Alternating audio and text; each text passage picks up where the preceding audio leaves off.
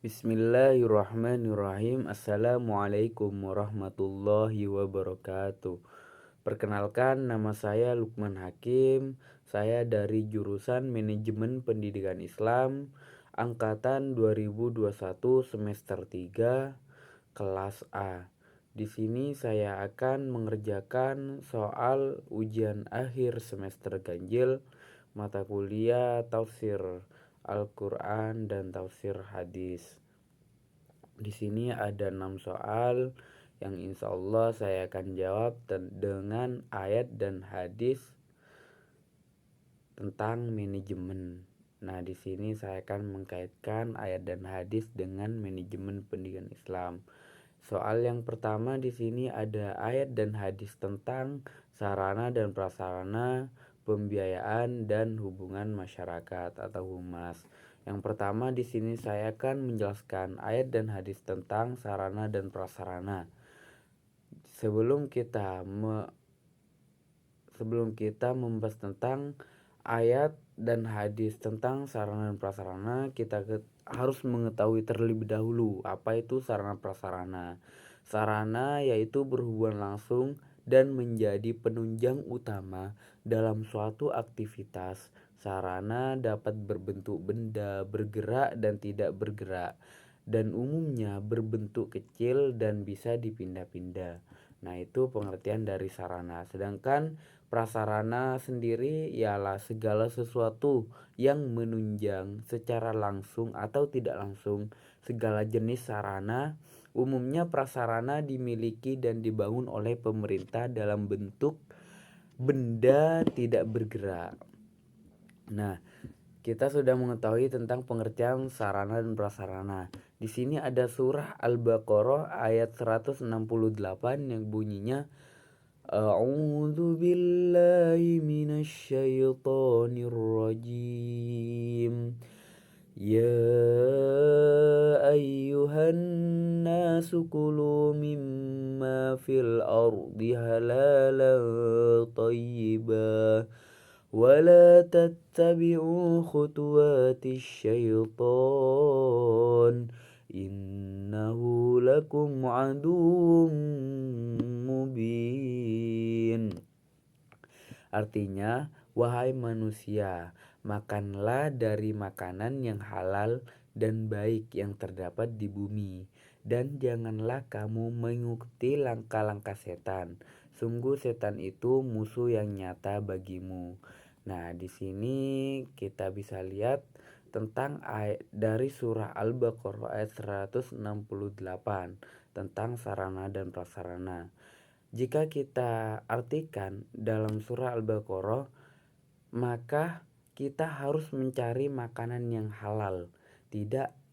Bukan berarti makanan yang haram. Itu harus dijauhi kalau makan yang haram. Jika kita kaitkan dengan manajemen pendidikan Islam, jika kita ingin lembaga kita maju dan berkembang, kita harus memiliki sarana dan prasarana yang baik, yang mumpuni untuk lembaga kita. Nah, itu untuk sarana dan prasarana ya. Sedangkan untuk hadis tentang pembiayaan atau keuangan ini, sebelum kita melangkah tentang ayatnya, lebih baik kita cari pengertiannya terlebih dahulu. Apa itu pembiayaan? Pembiayaan pendidikan adalah proses di mana pendapatan dan sumber daya yang tersedia digunakan untuk menyusun dan menjalankan lembaga pendidikan di berbagai wilayah dengan tingkat pendidikan yang berbeda-beda. Nah, di sini sudah dijelaskan dalam surah Al-Furqan ayat 67 yang bunyinya A'udzu billahi minasy syaithanir rajim. Walladzina idza anfaqu lam yusrifu wa lam yaqturu wa kana baina dzalika qawama. Artinya, dan termasuk hamba-hamba Tuhan yang Maha Pengasih, orang-orang yang apabila menginfakkan harta, mereka tidak berlebihan dan tidak pula kikir di antara keduanya secara wajar. Nah, di sini kita bisa lihat kalau Allah itu tidak suka orang yang menghambur-hamburkan hartanya secara berlebihan tanpa ada manfaatnya. Di sini jika kita kaitkan dengan manajemen pendidikan Islam, jika pendidikan kita ingin maju, sebaiknya kita tidak menghambur-hamburkan uang, tidak mengeluarkan uang tanpa keperluan lembaga kita. Kita mengeluarkan uang itu, mengeluarkan biaya itu harus ada tujuan, harus ada manfaatnya kepada lembaga kita agar apa yang kita keluarkan ada hasilnya. Nah, itu untuk pembiayaan. Terus hadis tentang hubungan masyarakat. Di sini hubungan masyarakat adalah praktik mengolah penyebaran informasi antara individu atau organisasi dan masyarakat. Humas dapat mencakup sebuah organisasi atau individu yang mendapatkan eksposur ke halayak mereka menggunakan topik kepentingan publik, press release, dan berita yang tidak memerlukan pembayaran langsung. Nah, di sini ada ayat tentang humas dalam surah An-Nisa ayat 63 yang bunyinya A'udzu billahi minasyaitonir rajim. Ulaika alladzina ya'lamullahu ma fi qulubihim fa'rid anhum wa'idhhum wa qul lahum fi anfusihim qawlan baligha, yang artinya mereka itu adalah orang-orang yang sesungguhnya Allah mengetahui apa yang ada di dalam hatinya. Karena itu berpalinglah kamu dari mereka dan berilah mereka nasihat dan katakanlah kepada mereka perkataan yang membekas pada jiwanya. Nah, jika lembaga kita ingin dikenal masyarakat, ingin maju, kita harus memberikan perkataan yang baik, manfaat yang baik kepada masyarakat sekitar atau wali-wali murid. Nah, itu tentang humas. Selanjutnya dalam soal nomor 2 ini hadis tentang adil akuntabel. Nah, di sini saya akan menjelaskan tentang adil. Apa itu adil? Adil berasal dari bahasa Arab yang berarti berada di tengah-tengah, jujur, lurus, dan tulus. Secara terminologis, adil bermakna suatu sikap yang bebas dari diskriminasi ketidakjujuran. Sudah diketahui ya adil itu apa ya? Nah, ayat tentang keadilan terdapat dalam surah Ar-Rahman ayat 9 yang bunyinya A'udzu billahi minasyaitonir rajim. Wa aqimul wazna bil qisti wa la tuhsirul mizan. Artinya, dan tegakkanlah timbangan itu dengan adil dan janganlah kamu mengurangi neraca itu. Terus ada juga di surah Al-A'raf ayat 8, wal wazanu yawma idzinil haqqu faman thaqulat mawazinuhu faulaika humul muflihun. Artinya timbangan pada hari itu menjadi ukuran kebenaran, maka barang siapa berat timbangan kebaikannya, mereka itulah orang yang beruntung. Maka jika kita mendirikan lembaga, jika kita ingin mengetahui lembaga itu maju atau tidaknya, kita bisa lihat dari pengelola lembaga tersebut. Pengelola lembaga tersebut itu sudah menjalankan sesuai perintah agama, apalagi lembaga pendidikan Islam. Di sini sudah dijelaskan tentang poin-poin yang terutama tentang adil. Dalam pengelolaan pendidikan Islam itu harus adil tanpa mengurangi hak yang lainnya. Terus selanjutnya ayat tentang akuntabel atau tanggung jawab. Tanggung jawab adalah kesadaran seseorang melakukan suatu kegiatan dan bersedia menjalani resiko akibat perbuatan. Tanggung jawab termasuk tingkat laku manusia untuk sadar akan perbuatan dan kewajiban yang harus dilakukan. Di sini ada dalam surah Al-Isra ayat 36 yang bunyinya A'udzu billahi minasyaitonir rajim. Wala taqfu ma laysa laka bihi ilm. Innas sam'a wal basara wal fuada kullu ulaika kana anhu mas'ula.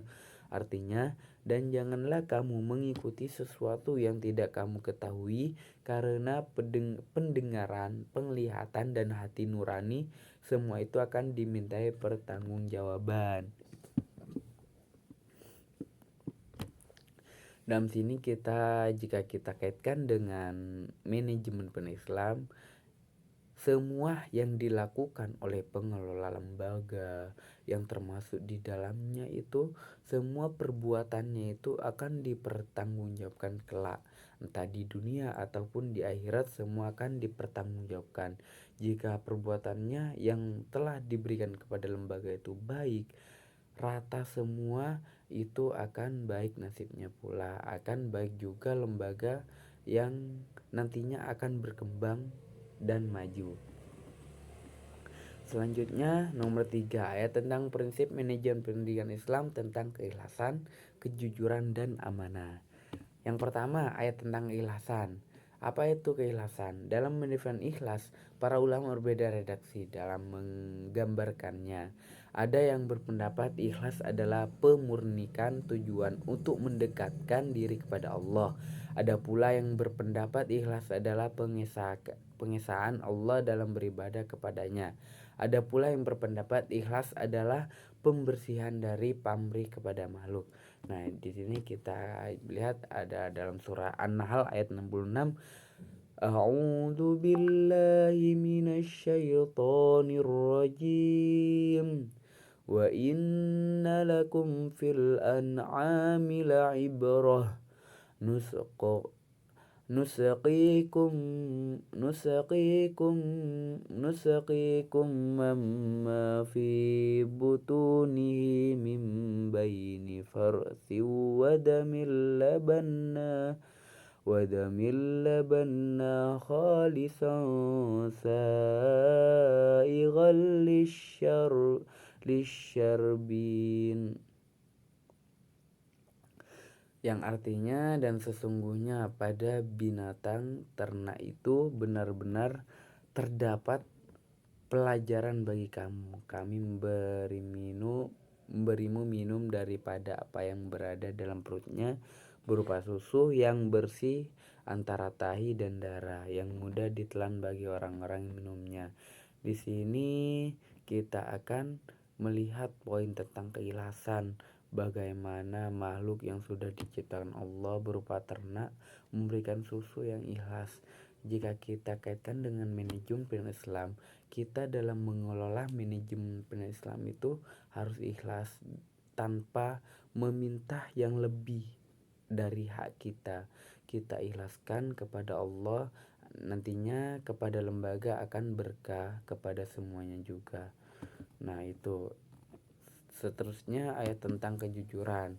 Jujur secara umum adalah sebuah aspek ciri dan moral manusia yang berbudi luhur, di mana seorang dengan karakter ini kemudian akan memiliki integritas, adil, setia, tulus, dan dapat dipercaya oleh orang lain. Di sini ada hadis tentang jujur dari Abdillah ibnu Mas'ud radhiyallahu anhu qala Rasulullah sallallahu alaihi wasallam, alaikum bisidqi fa inna sadqa yahdi ilal bar wa innal barra yahdi ilal jannah wa ma yazalur rajulu yasduqu wa yataharras sadqa hatta yukataba indallahi siddiqa wa iyyakum wal kadzib fa innal kadziba yahdi ilal fujur wa innal fujura yahdi ilan nar wa ma yazalur rajulu yakdzibu wa yataharral kadziba hatta yukataba indallahi kadzaban. Dari Abdullah bin Mas'ud radhiyallahu anhuma, ia berkata, Rasulullah sallallahu alaihi wasallam bersabda, hendaklah kalian selalu berlaku jujur, karena kejujuran membawa kepada kebaikan, dan kebaikan mengantarkan seorang ke surga. Dan apabila seorang selalu berlaku jujur dan tetap memilih jujur, maka akan dicatat di sisi Allah sebagai orang yang jujur. Dan jauhilah oleh kalian berbuat dusta, karena dusta membawa seorang kepada kejahatan, dan kejahatan mengantarkan seorang ke neraka. Dan jika seorang senantiasa berdusta dan memilih kedustaan, maka akan dicatat di sisi Allah sebagai pendusta. Di sini sudah dijelaskan bahwa dari pengelola lembaga pendidikan Islam harus selalu jujur, karena jujur itu membawa dengan kebaikan. Selanjutnya hadis tentang amanah. Amanah adalah dapat dipercaya. Amanah berkaitan erat dengan tanggung jawab. Orang yang menjaga amanah biasanya disebut orang yang bertanggung jawab. Sebaliknya, orang yang tidak menjaga amanah disebut orang yang tidak bertanggung jawab.